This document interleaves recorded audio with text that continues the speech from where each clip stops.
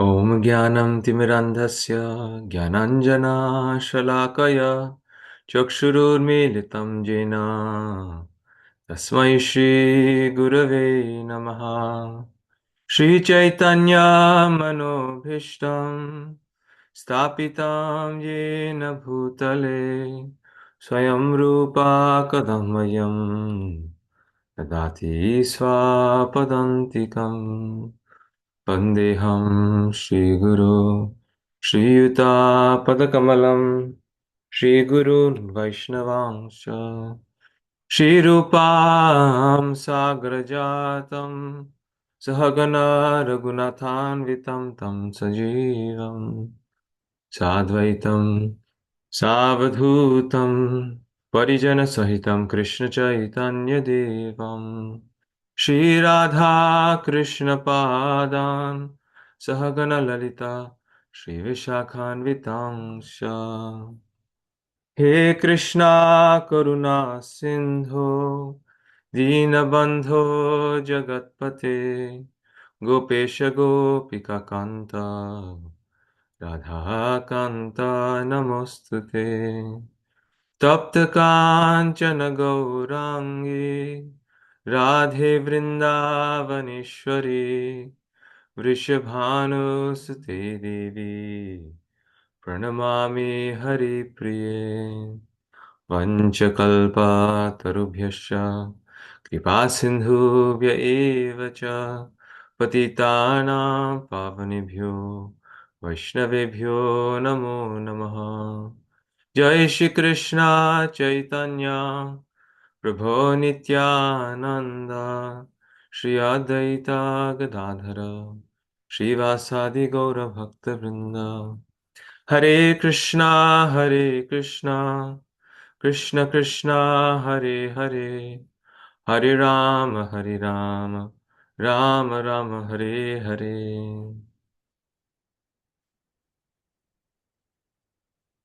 Okay,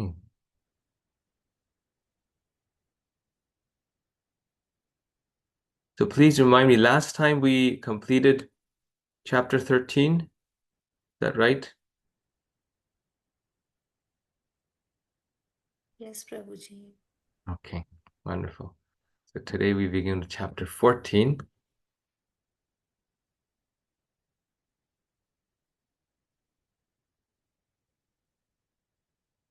This is a very nice chapter. I like this chapter a lot. Om Namo Bhagavate Vasudevaya. Om Namo Bhagavate Vasudevaya. Om Namo Bhagavate Vasudevaya.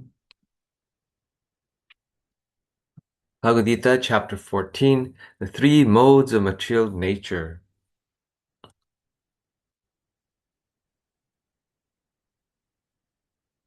So this chapter is on the modes of material nature. And while it may seem that, oh, this is not so, this is simple, not so important, it's actually very important. And it's very, very instructive and very deep, this subject matter. Chapter 13 explained why the living entity, Purusha, is entangled in the external energy. That is due to his desire for enjoyment. Chapter 14 explains how material energy binds the soul through the modes of nature. So why and now how? This is how we get bound. So if we know how we get bound, we can know how we get unbound. Krishna glorifies the knowledge he is about to speak by explaining that it will liberate the spirit soul. He then explains how the desirous living entity first comes into contact with material nature.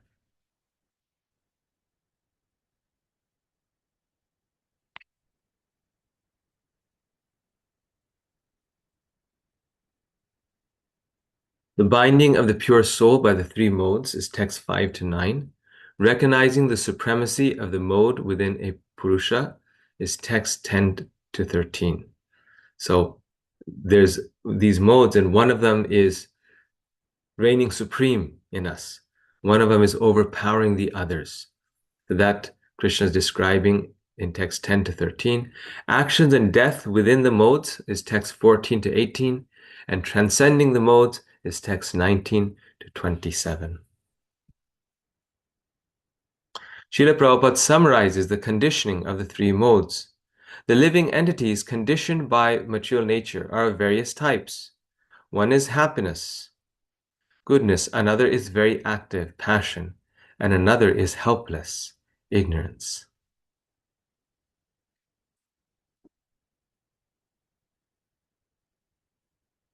So, yes, these are the different um, conditioning of the three modes: happiness, activity, and helplessness.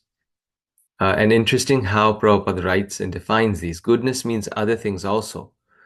But the overarching characteristic of goodness is that when we're in the mode of goodness, we are happy. That's why it's good to be in the mode of goodness, because one is naturally very peaceful and happy. In the mode of passion, one is always, hankering some problem, fixing this, doing that, this and that. Like we find a lot of household life is passionate life. And so therefore there are anxieties and difficulties. But we can gradually move it to the mode of goodness. And the last one is helpless or ignorance. General condition of suffering.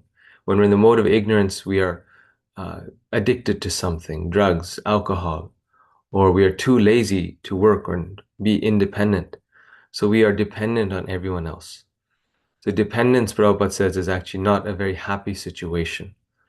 That's why the Brahmana in the mode of goodness doesn't take salary from anyone. He's independent. So his life is very happy. As soon as we take salary from someone else, that whole job controls our life, right? So that's why it was a great science in previous times. The um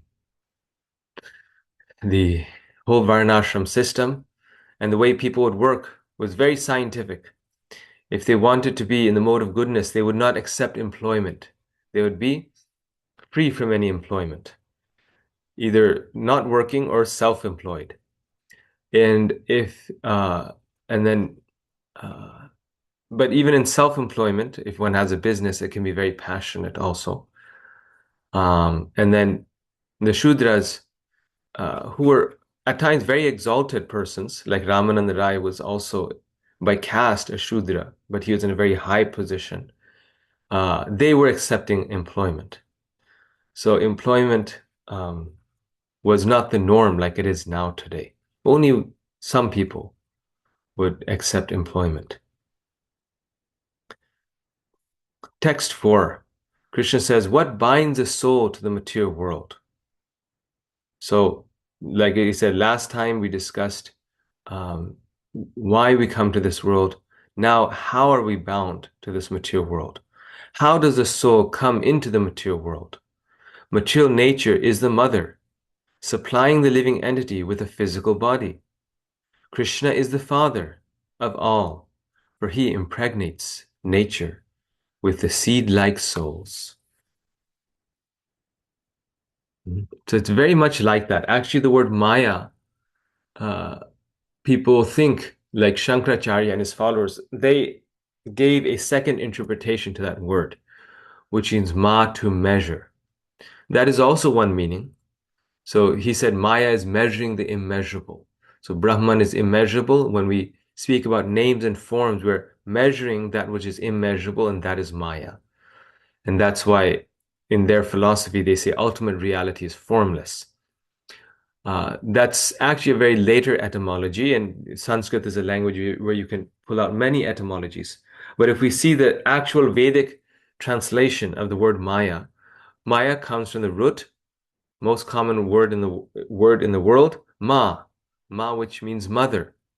Maya means mother, and mother that creates, a creative energy of the Lord, the motherly creative energy of the Lord, Maya Devi. She is actually the mother of this universe. And the father is Krishna. And Krishna, through his glance, impregnates material energy with all the souls. impregnates Maya, this material energy, with the souls. So Krishna, like the father, is supplying the seeds of the souls. And then Mother Nature develops these souls in these countless worlds and countless species. So that is Maya. Bhagavad Gita 14.4 Sarva yonishu kaunteya murtaya sambhavanti ya tasam brahma mahadyonir aham bija pradapita. It should be understood that all species of life, O son of Kunti, are made possible by birth in this material world, and that I am the seed-giving Father.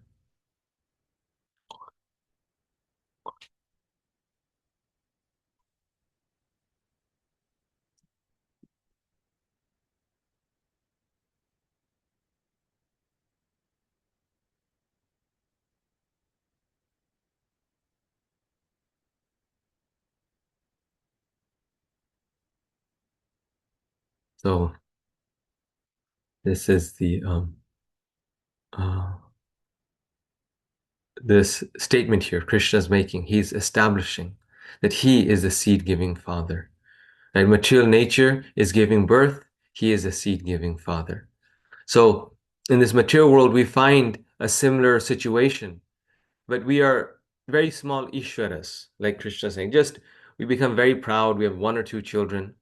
Krishna is giving birth to trillions of children. And Mother Nature, his consort, is able to, to sustain, develop these millions and billions of children. So, how wonderful is Krishna? How amazing he is. Look at his potency. And how is he doing that? Through us. In other words, it is he's maintaining and producing, caring for all these living beings through individual living beings who are producing children. Even the animals, the ducks are producing their ducklings, and the ducks are taking care of the ducklings. The birds are producing their little chickens or the chicks, I should say, and then they are taking care of them by bringing worms. Similarly, the humans are producing a few children, and they are taking care of their children. So through the living beings, like last chapter we were discussing, Krishna saying, my arms, eyes, legs are everywhere. So through the living beings, Krishna is taking care of all the living beings. But he is a seed-giving Father, right? The seeds that we have are coming from Krishna. Every plant, every tree in this world, that seed that generates, that produces, is coming from Krishna. Therefore, he is the creator. Right? Therefore, he is the Aham Bija Pradapita. He's not just Pita, he's Pradapita, right? He is he is the whole source of all seeds. So here we see that this material nature is made of these three gunas: goodness, passion, and ignorance. Right? And all things in this world are characterized by these three modes.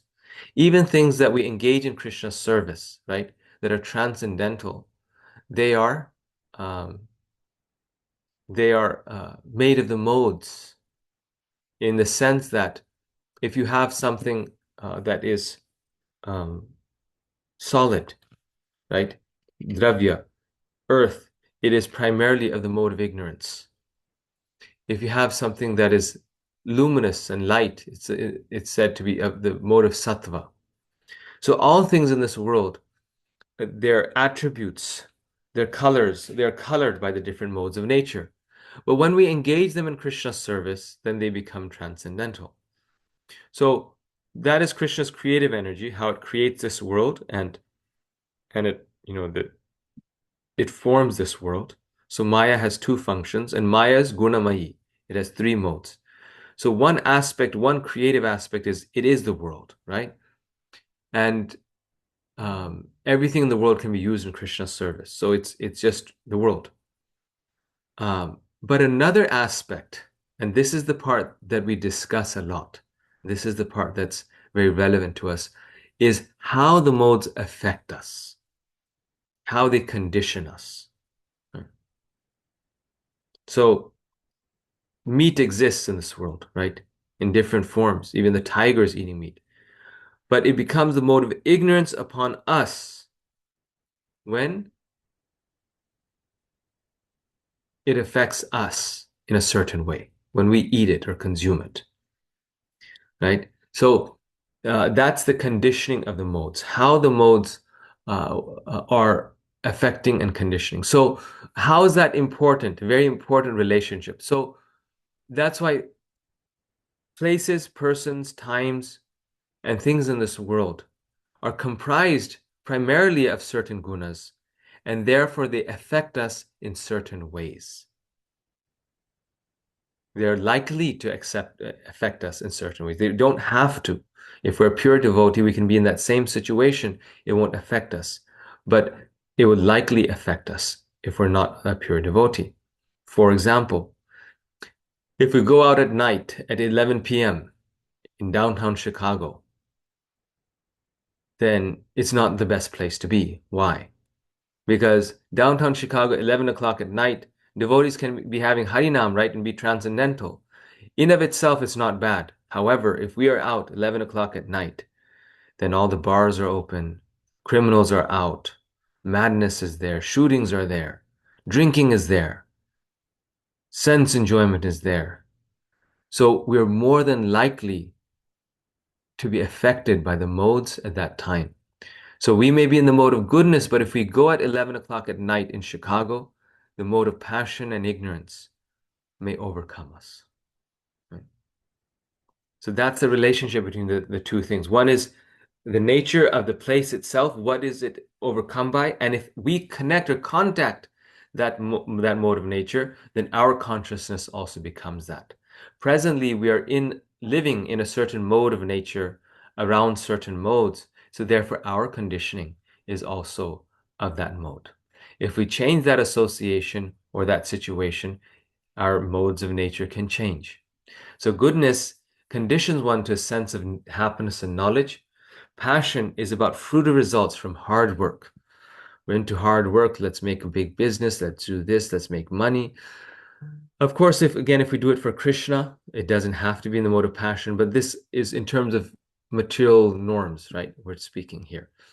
And then mode of ignorance. A devotee is never in the mode of ignorance, right? They can be passionate for Krishna, but ignorance means indolence, madness, sleep, um, lethargy, being intoxicated. So the animals are naturally in the mode of ignorance, right? They're conditioned by it because their bodies, their foods, everything is there. But the human being has the option of choosing which mode of nature to be affected by. And that's why we are the makers of our destiny and our future fortunes. We just have to choose the mode that we want to be in and pursue that mode of nature. So we'll start with the mode of goodness, sattva.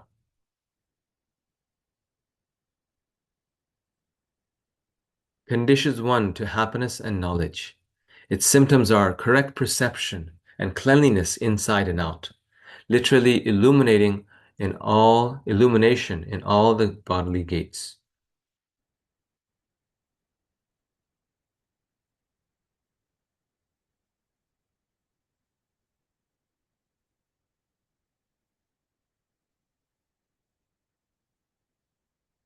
So the modes have certain characteristics, and as I mentioned, in association with them, they condition us in different ways. So one thing of goodness is knowledge also, in addition to happiness and knowledge. Every part, every gate of the body is illuminated with knowledge. What does that mean? We know how to use every gate properly, how to use the eyes properly.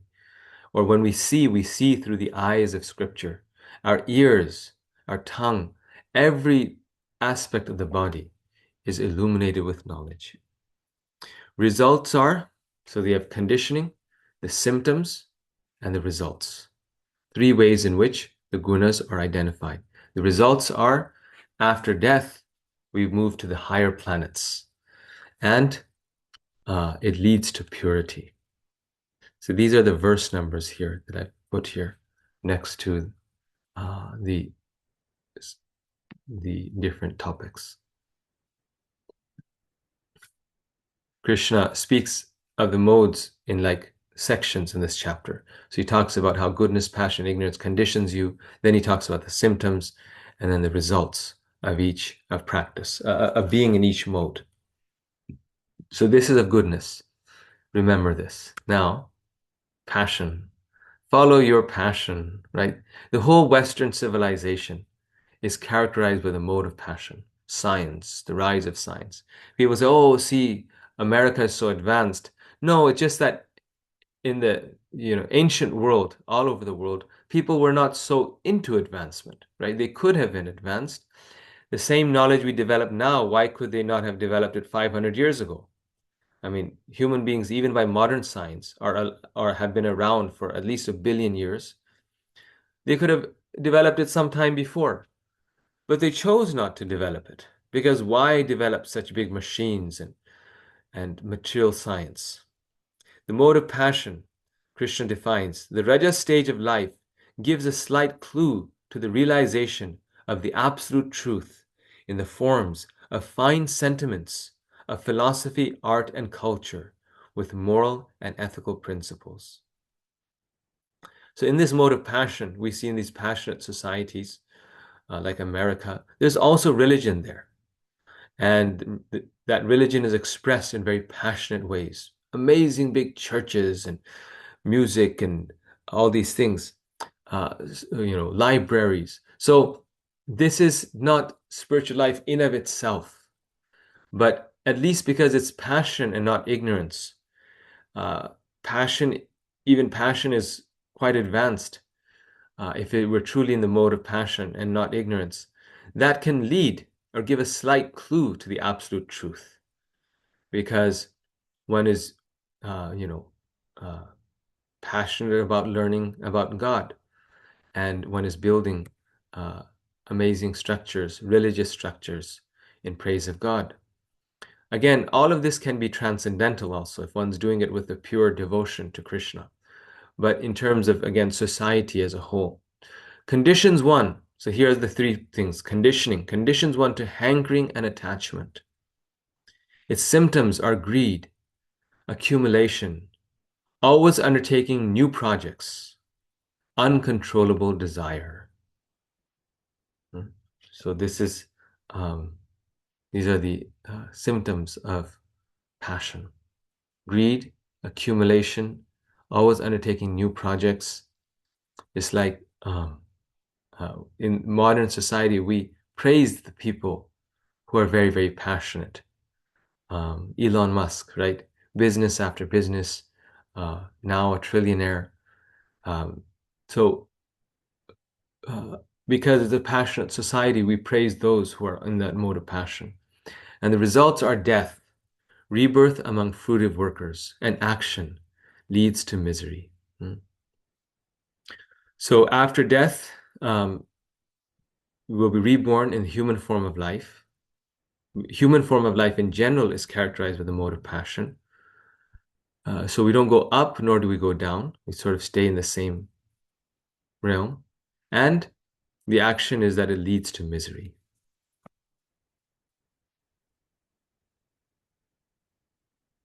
And final one is the mode of ignorance, tamas. Heavy, right?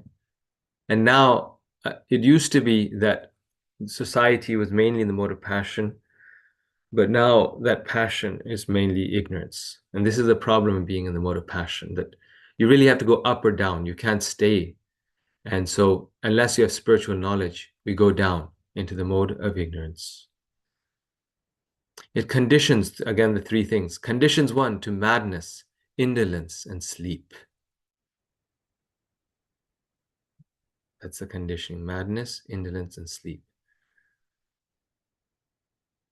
In materialistic society, people are actually very proud of sleeping a lot. So, I slept 12 hours straight. I was overhearing two people talking. She's like, from 10 to 10, I slept 12 hours straight. And she was feeling like it's such a big accomplishment. Prabhupada says that among Vaishnav society, the competition is how to reduce all these things to the bare minimum. He says the Goswamis, they're thinking, how can I sleep even less? 4 hours, no, 3 hours, no, 2 hours, no, 1 hour. That was the effort of a spiritual society in Vedic culture, how to reduce this. But in our materialistic culture, it's how to increase these things. And Prabhupada says, right, 6 hours is in the mode of goodness. But we want more and more. And that is the nature of this passionate materialistic life. The symptoms are moroseness, inactivity, madness, and illusion. These are the symptoms. And the results are, after death, animal kingdom leads to foolishness.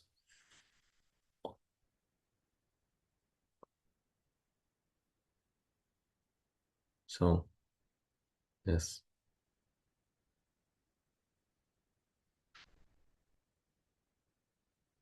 So, birth after death, very dangerous stage to be in the mode of ignorance. Bhaktivinoda Thakur says that whatever we do, you want to do, don't perform sinful activities, because that's in the mode of ignorance, and that leads us to the animal kingdom.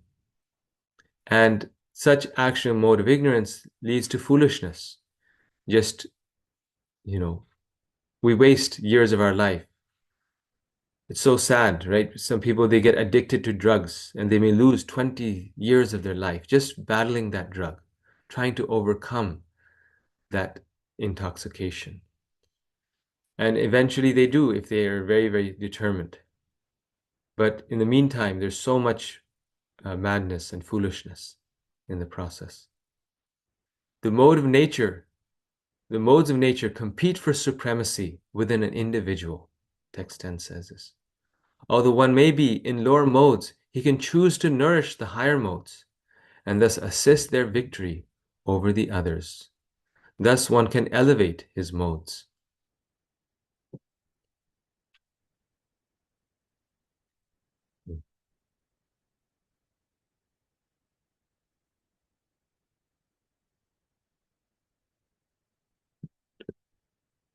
So yes, that is the nature of this.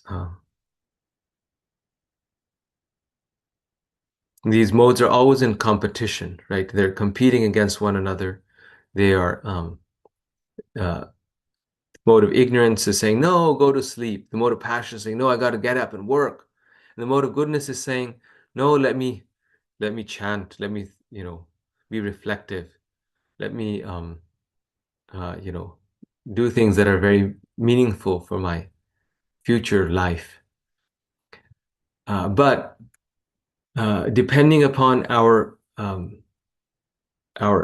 practice, one of these modes will overpower. And this image is so nice, right? The three gunas, which are servants of the Lord, are making us go in certain ways. And Prabhupada, the classic example he gives is that how the donkey thinks that they have to work day and night to get their morsels of grass. That is the mode of ignorance. Similarly, people in this world, sometimes they take such difficult jobs, horrible jobs, because they think this is the only way I can survive. And someone else is working 1/10 of them and is earning more and having an easy life.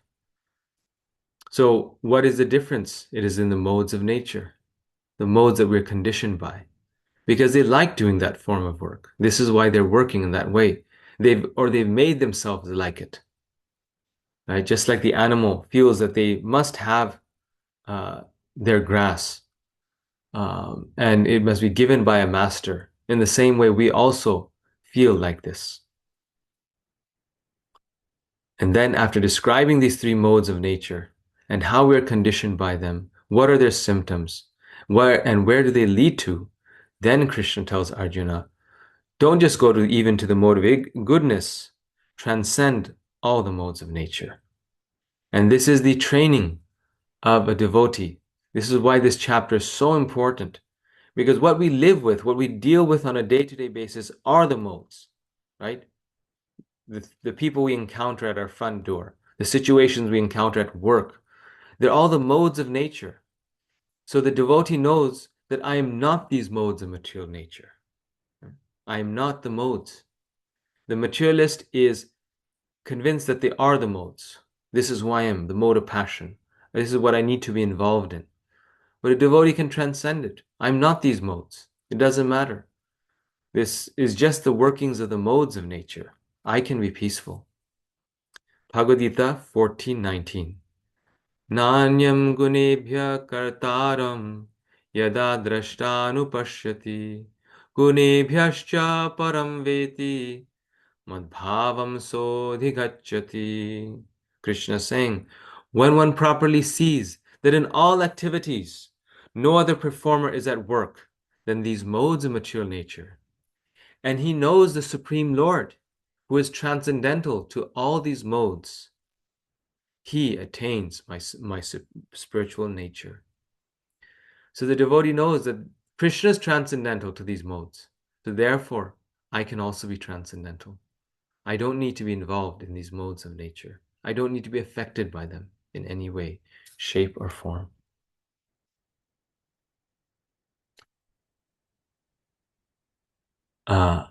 So in transcending these modes of nature, uh, the question that comes is, well, what are these gunas that we transcend? Are they actually like atoms?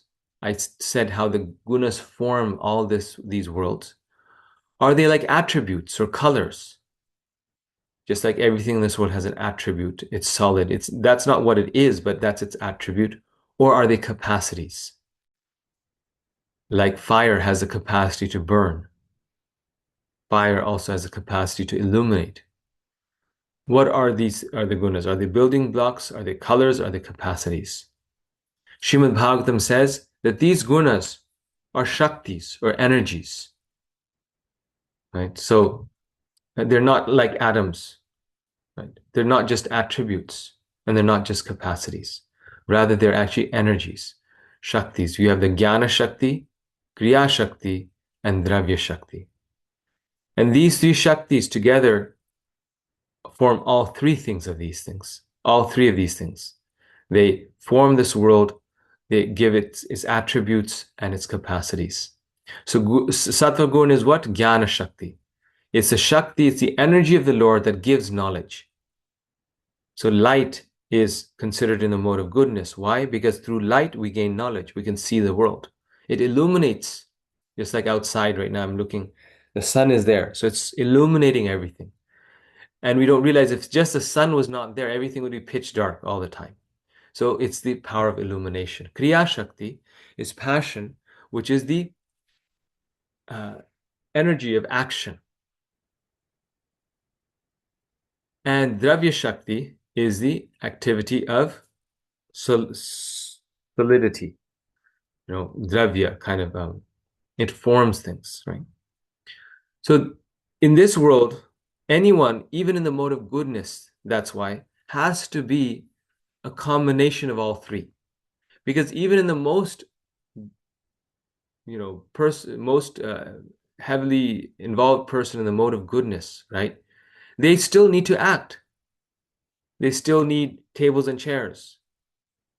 So therefore, the problem in this material world is no one can be in complete goodness.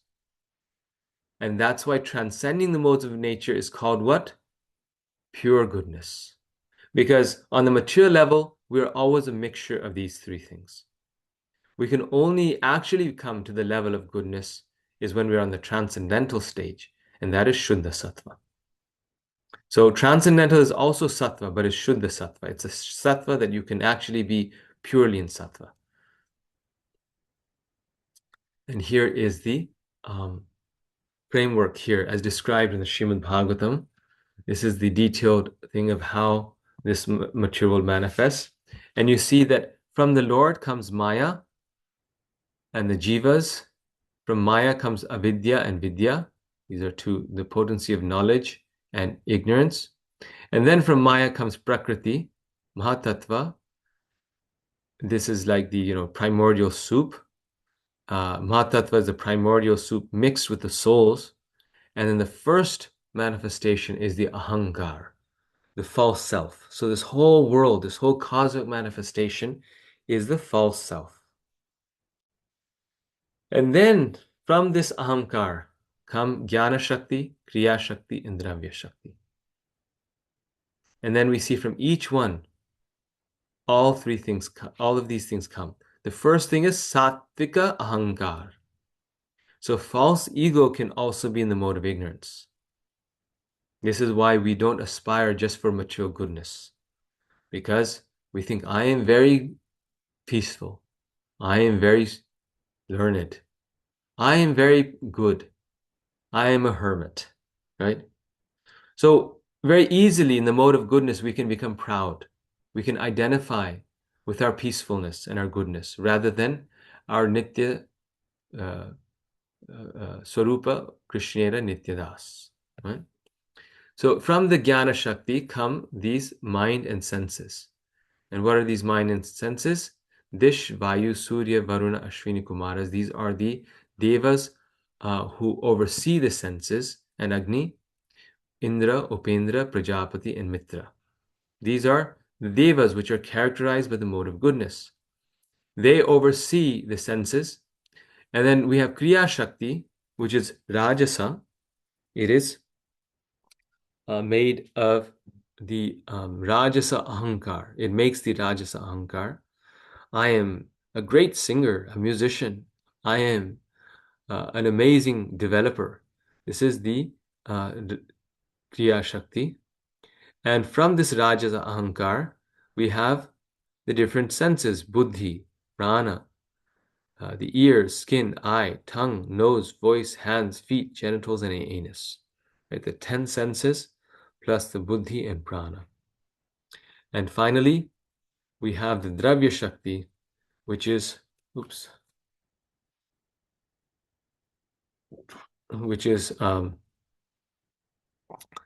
these 5 elements: sound, which produces space; touch, which produces air; form, which produces fire; taste, which produces water; smell, which produces the earth. So this tamasa ahankar is this world of physical forms, dravya shakti, right? Of the things that actually, the dull material elements that have no life in them, but that form the matter of this world. Interestingly, this system of gunas and the Sankhya system was very much inherited by Aristotle. Aristotelian metaphysics is quite similar, where he speaks about things as kinds of things, like, and he also talks about the world as energies. So much of Greek philosophy you see is actually borrowed from the Vedas. Plato and Aristotle, they were disciples of Socrates, and Plato talked about karma, reincarnation.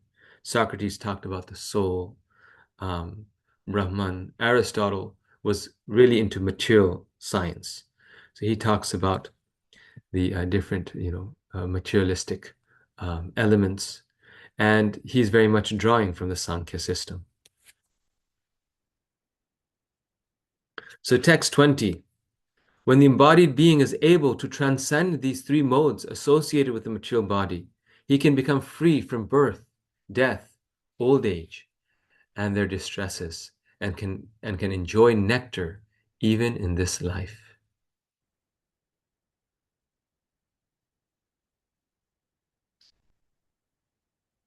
So what is stopping us from enjoying nectar in this life? It is the modes of material nature. Just these modes, that's all. And it's actually a fact, if we reflect on our life, there's nothing in this life that we really have to get disturbed about. We convince ourselves to get disturbed, but someone is criticizing us, let them criticize. If someone is disturbing us, we'll move to a different part of the room, right? If someone is cheating us, then we don't have to be disturbed. They can be disturbed. They can do whatever they want. But we are not the modes. We don't have to engage with that passion, nor become part of that passion and that ignorance. We don't have to be sucked into the drama, as they say. Hmm? That drama is that drama, but we are transcendental. So then Arjuna inquired, O my dear Lord, by which symptoms is one known who is transcendental to these three modes? What is his behavior? And how does he transcend the modes of material nature? So when Krishna says in the Gita that you can enjoy even nectar in this life by transcending the modes of nature, then Arjuna is saying, well, okay, so how do you behave? How do you act so that you transcend the modes of nature? And being so intelligent, he's asking Krishna, how do those who have transcended, how do they behave? Because if Krishna describes them, what are their activities? How do they transcend the modes of nature? Then we can follow the same. And we also can do that. So Krishna then describes this. Krishna then says, the Supreme Personality of God has said, O son of Pandu, son of Pandu. So please listen carefully. He who does not hate illumination, attachment, and delusion. So we don't hate anything when they're present or long for them when they disappear. Who is unwavering and undisturbed through all these reactions of the material qualities, remaining neutral and transcendental, knowing that the modes alone are active, who is situated in the self and regards alike happiness and distress, who is situated in the self, right? Knowing that this is the modes alone that are active, same point that we're making. All of this is the modes alone acting, who is situated and regards happiness and distress alike. We are not feeling happy or sad based upon the drama. Who looks upon a lump of earth, a stone, and a piece of gold with an equal eye, who is equal, toward the desirable and the undesirable, who is steady, situated equally well in praise and blame, honor and dishonor, who treats alike both friend and enemy, and who has renounced all material activities. Such a person is said to have transcended the modes of nature.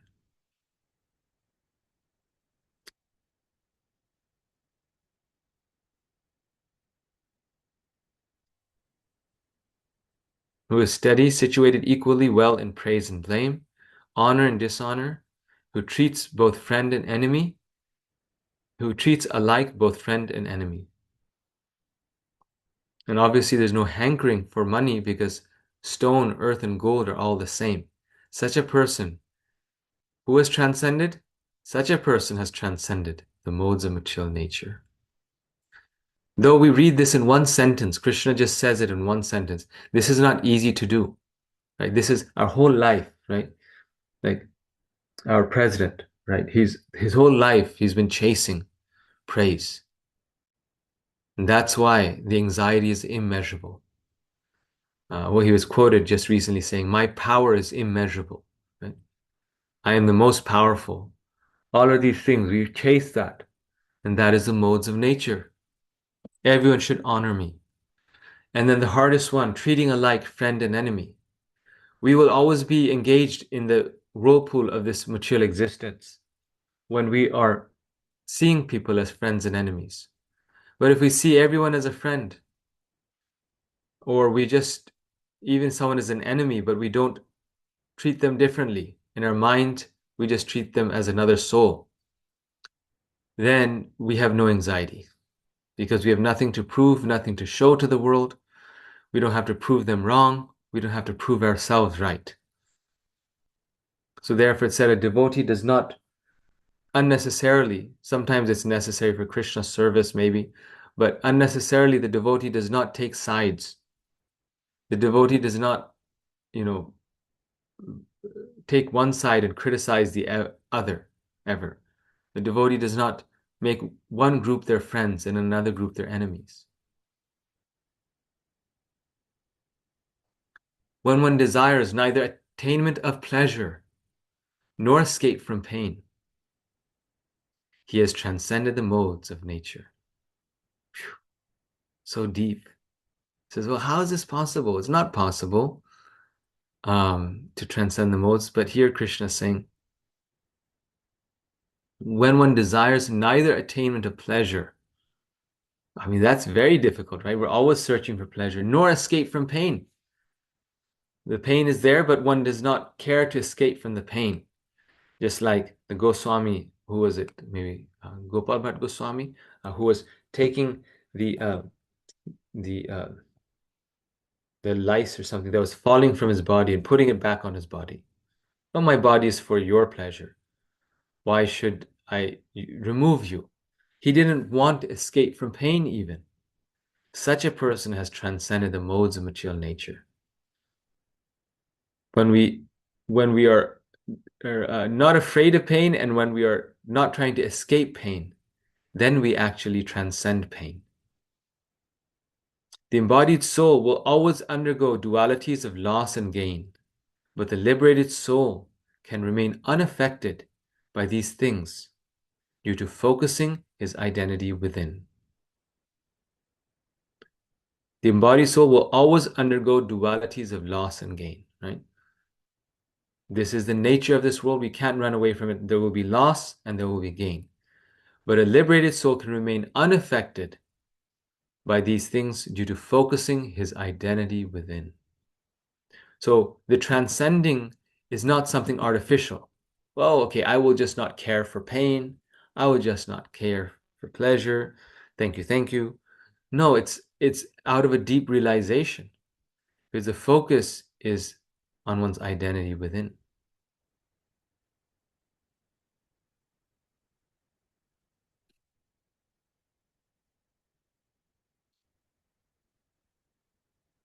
When our Krishna consciousness rises, when our focus on spiritual life, real spiritual life increases, then actually we can transcend the modes.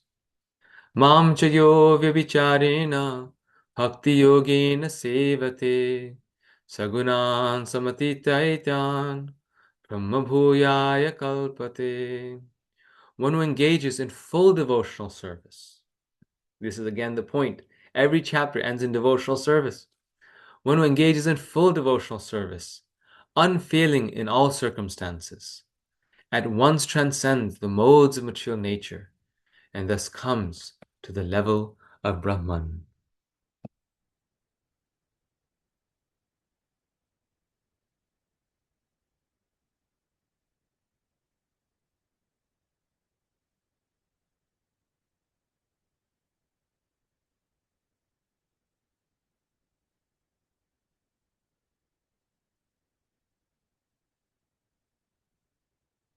Brahmano hi pratisthaham amritasva amritasya yasya cha shashvatasya shashvatasya cha dharmasya sukhasya ekantikasya cha.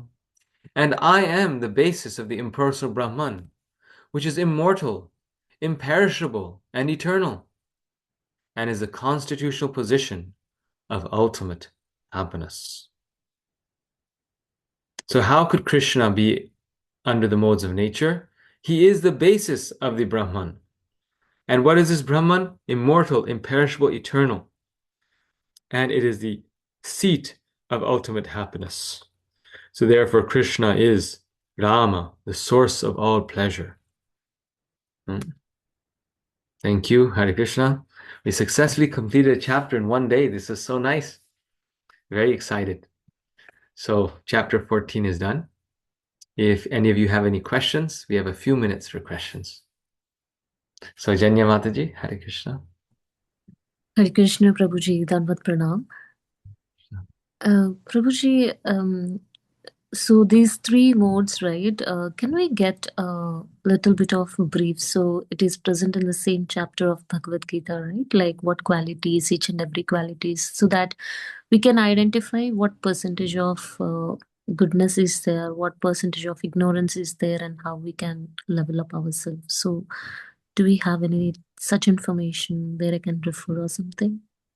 Yes, so that is chapter 14. What I was showing in the slides, the how it conditions us, its symptoms, and the results of each modes. This is directly from chapter 14. The title of this chapter is The Three Modes of Material Nature. So if you just read through the translations even, the purpose is further explain them. But as a summary, if you read through the translations, you'll see each guna and their different characteristics and results of practicing of being in them. Okay, okay, Prabhuji, thank you. And at the last, I see that the realization of Brahman. So, are we targeting to get into the realization of Brahman as a step one, as an initial step in this spiritual path or something, Prabhuji? Well, the verse before that, right? Krishna is saying, by devotional service, you attain me. So Krishna is informing that I am the basis of this impersonal Brahman. But nowhere in the Gita, this is very interesting actually, nowhere in the Gita does Krishna recommend worshipping or trying to attain the impersonal Brahman. In fact, as we saw, when Arjuna asks which is better, worshipping the impersonal or worshipping the personal, then Krishna says that since we're embodied, worshipping of the personal is far more effective and it leads to a higher result. So worshipping the impersonal is never recommended at any stage. Mm. It can be done, but Krishna says always it's very troublesome. Then he says about the impersonal, he says it's very troublesome. And the personal aspect is very easy because we're embodied, and it also leads us to the ultimate goal. Whereas worship of impersonal does not do that. Okay, so can we just go back to that slide, Prabhuji, where it says that we are going to Brahman? Maybe I misunderstood that. It doesn't say we're going to Brahman. It says that it is the seat of ultimate happiness. And Krishna is saying, I'm the basis of that. So he is the seat.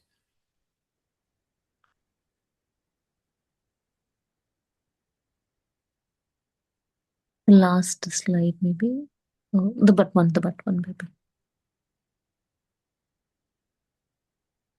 Yes, this is the one right here. Yeah, and I'm the basis of The impersonal Brahman. it is immortal, imperishable, and eternal. And is the constitutional position not of us, of ultimate happiness. Mm-hmm.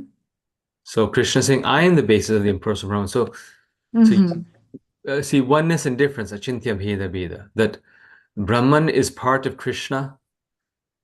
It's separate from Krishna, but it's also part of Krishna. So Krishna is also called Brahman, but he is Param Brahman. He's the highest Brahman. Mm. So he is the ultimate uh, constitutional position of happiness, Krishna himself. Okay, okay. Yeah, got it. Yeah. Thank you. Thank you so much, Babaji. Thank you. Hare Krishna Mataji. Hare Krishna. Yashoda Vatsala Prabhu. हरे कृष्णा प्रभु जी दंडवत प्रणाम जय शिला प्रपात Hare Krishna, Dandavat Pranam, Jai Shri nice to see you thank you for setting this up on Saturdays. Just today morning, I think we are doing our chart, and we are on the chapter where we are fifth chapter. So Ah, karma, and Nishkam Karma Yoga and the Sannyas Yoga, that kind of discussion was going on. So, what is the difference between Sankhya Yoga and the Jnana Yoga, Prabhuji? Is it the same? Because they still need to study and get the knowledge. I wanted a little more clarification. You also mentioned some time ago about the same at the you start cut of the off class. for 1 minute, Prabhu. Which yoga and which yoga are the same? Sankhya Yoga and Jnana Yoga. Ah, similar. Sankhya Yoga is studying the elements of this material world to understand what we are not. Jnana Yoga is more focused on studying the absolute truth, what we are. And Krishna says in the Gita that both lead to the same result. The study of the Lord and the study of this world, if done through Shastra, will end up in the same place because both of them are coming from Krishna. But um, Jnana Yoga is maybe more direct because by studying this, I mean, in the Bhagavatam, we also have Sankhya Yoga. So it's very direct if connected with devotional service. But that is the thing, that the Jnana Yoga is the way to more directly understand the Lord. Of course, the most direct process is Bhakti Yoga. And that's why every yoga to actually attain the Lord needs to be mixed with bhakti. So Sankhya, if it's mixed with bhakti, it gets the same result. All third canto, Kapiladev's teachings. Jnana Yoga, if it's mixed with bhakti, it will get the same result, which is pure bhakti. So both of them are equally good means of attaining the Lord. But I think Jnana Yoga is a little more direct because you're actually getting knowledge of the absolute truth. If you can repeat that word, what is not an that line, the first Mm. line that you said, that Uh, was like Both of them, one of them is studying the absolute truth. One of them is studying what we are not, which is Sankhya what Yoga. we are. Yeah. Hari Bol, Hari Bol. Thank you so much, Prabhuji. It's so clear now. Thank you so much. Hari Bol. Just like the yogis, they would meditate, they would do Sankhya Yoga, and they meditate on the different elements to realize their difference from them. So not exactly meditate, but like an onion, when you remove the peels of an onion, right, then you realize, okay, I'm not this, not this, not this. So the yogis would engage in Sankhya Yoga to identify all the things, to peel off all the things that they're conditioned by. Yes. Wow. Okay. And then they detach from it and attach to the supreme. That is even their final goal, right? So Well, for when you them also. detach from it, then you realize your spiritual nature. Then you are a Yeah. soul, and then you become attached to the supreme. Yes. Hari Bol. Thank you, Prabhuji. Thank you. Sakhi Sundari Mataji. Hare Krishna, Prabhuji. Danvat Pranam. Jai Shri Prabhupada. Thank you so much, Prabhuji, for such a nice class today. Prabhuji, I have one question. How can we save devotees from the mode of ignorance? Mm. Because, as a human body, we are still living in material nature, and then a whole day we are doing working. So, how to save it? Yes, that is following the regulated principles. Right? That's Prabhupada. He could have just said chant Hare Krishna, but to save us from the mode of ignorance, and so that we can actually chant Hare Krishna, he gave us the full process of bhakti, which includes following the regulated principles. That's how we save this. Because all mode of ignorance, all forms of mode of ignorance are related with breaking the regulated principles: meat eating, illicit sex, gambling, and intoxication. If we become free of these four vices, we become free of the mode of ignorance. But it's not easy because we have some, we still, illicit sex, for example, of many different types. Uh, there's subtle illicit sex, watching movies that are inappropriate, things like that. Gambling also is speculating, betting on things. Intoxication, right? Tea and coffee and Coke, and now it's controversial, but even definitely some forms of chocolate have caffeine in them. And we see in this world that most of the crimes that are done, domestic violence, is due to intoxication or illicit sex or gambling, drugs, oversleeping, all of these things. So our acharyas are so merciful. They've given us, this is exactly what they've given us, is the four regulated principles by which we can become free of the mode of ignorance. Prabhuji, I have other than question actually. We already following the all four principles, but other than we are doing the working whole day, and then after working the night time we are so tired, and we are in anger or some anxiety. So that's also ignore. We need to ignore it. So how to control our mind? Okay, I have to calm down after so much work like housework and Mhm. office work. So how to calm down? Mm. Yes, well, one thing is to reduce the work, right? So that's the hard part, and that's where the mode of passion, the hankering is, right? That we sometimes don't have to work so much, but we want to, because we want to have a certain material status, and to maintain that we have to work very hard. And you see this actually in devotees' lives, like, some of these wonderful devotees in our movement, they're just like any other devotees, but they're exceptional because they've chosen distinctly, conscientiously, a different lifestyle. And that lifestyle is very peaceful and renounced. Like, just as an example, since I was around him recently, like Madhava Prabhu, very simple person and very simple life. He chose just not to have a job, and therefore he can do kirtan all the time. And the kirtan sustains him because people give a donation, and like anyone who chants the holy name, people naturally come and give them things because the holy name gives everything. And he's realized that, and so he has no need to work. So sometimes in our families, like especially certain families, almost like in India, it's culture. Like everyone is working, the husband, the wife, the grown-up daughter, the grown-up son, the grandparents. And if you don't work, it's seen like a big problem. So that is one thing. But if we cannot do that, if we cannot avoid not working, then at least uh, um, trying to do the minimum in our material things, simplifying things as much as possible, and then focusing on Krishna by calming the mind. The best way is by reading something, right? If we come home, to calm the mind may be hard, but if we take some book and we start reading it, immediately our mind is forced to focus on what we're reading. Right? Oh, this is actually, we just get moved to a different world. We're in this world, that job happening, this, and then all of a sudden we're reading Rishabdev's teachings to his sons. And when we're reading that, then it's immediately pacifies the mind. So the process of hearing Krishna Katha, I would say reading and hearing, is very powerful in that it focuses the mind. Okay, thank you so much, Prabhuji. Thank you. Very nice question. And of course, you and your family are leading a very mode of goodness life. You're just asking this because we always, keep reflecting. I also, in my own life, I keep reflecting. How can I simplify things more?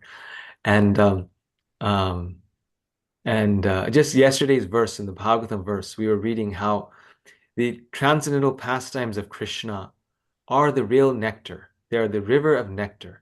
And anyone who is immersed in that river of nectar, they will feel transcendental happiness. So actually, even at work, even when we're driving, right, if we keep hearing the transcendental pastimes of Krishna, then we'll always be in that state of happiness, because that is actually the medicine, right? That's actually the solution. Yeah, that's true. Always I'm doing. Yes. Thank you so much, Prabhu. Thank you. Yeah. Thank you. And last question by Neeraj Prabhu. Hare Krishna Prabhuji, Danvat Pranam, Jai Shri Prabhupada. Hare Krishna. I have two parts question and I'll keep it quick, Prabhuji, I promise. From your slide, Maya in Bhagavad Puran, so in the center, it says Ahankara and parentheses Samkarshan. So how are these two things related? Can you expand on this? And then I'll ask second question later. How are which two things related? Ahankara and Sankarshan in the parentheses, yeah. Yes. So Sankarshan is the deity of the Lord that attracts. Yes. It pulls like gravity. So Sankarshana is at the bottom of this universe, right? Everything rests on him. So Ahankar is there, the false self is there. But how does a soul connect with the false self? That is Sankarshan, right? It attracts the soul. It allows the soul to become immersed in the world of Ahankar. And that's why, in some sense, Ahankar is the potency of Sankarshan. Now, Sankarshan is transcendental. So how can this be material? So actually, Krishna says, Prabhupada says that how we must have an ego. But the false ego is the problem. So Sankarshan is actually, we are immersed in the false ego, but he's helping us purify it so that we can identify with our real ego, which is Krishna Nityera Das. I am the eternal servant of Krishna. Jivera Sarup Krishna Nitya Das. So, but how do we identify, right? That potency, just like things are there, a ball is there, the ground is there. But what makes the ball touch the ground? That is gravity, the power of gravity. So Sankarshan, one of the aspects of Sankarshan and his power is gravity. He pulls everything together. Oh, wow. Okay, cool. Now, the second part is there was one time I stumbled on this topic, and then I believe you did extensive research or wrote a book or gave a lecture on this topic. I'm just curious now to understand that. Yes, there's one book that I wrote. It's called Maya in the Bhagavad Purana, Human Suffering and Divine Play. This was my PhD dissertation, and then it got transformed into a book. It's published by Oxford University Press, and it's available online, but it's very expensive online. It's like $100 for one book. So that's why if anyone needs a PDF, I can send you a PDF of the book. That's much cheaper, and it's easier to access. But the whole book is on the topic of Maya, and Maya in the material context as material nature, and Maya in the spiritual context as Yoga Maya. It's the same Maya, Prabhupada says, but it becomes spiritual in the context of Yoga Maya, and material if we forget Krishna, and then it covers us. So we look at Maya as Yoga Maya, Maya as creative power, this world, and Maya as the human condition, which is how Maya affects us in this material world. Okay, nice. Yes. Wonderful. Thank you for sharing that. Thank you, Prabhu. Yeah, it's a very interesting topic. Thank you, everyone, very much for joining today. And Thank you, Prabhuji. Hare Krishna, Dandavat Pranam. Dandavat Pranam, Prabhuji. Hare Krishna, Dandavat Hare Pranam. Krishna, Prabhu. Thank you. Hare Krishna. Hare Krishna. Hare Thank you. Krishna. Thank you, Prabhu. Thank you so much, Prabhuji. Thank you, Prabhuji. Dandavat Pranam. Dandavat Hare Pranam. Prabhu, Dandavat Pranam.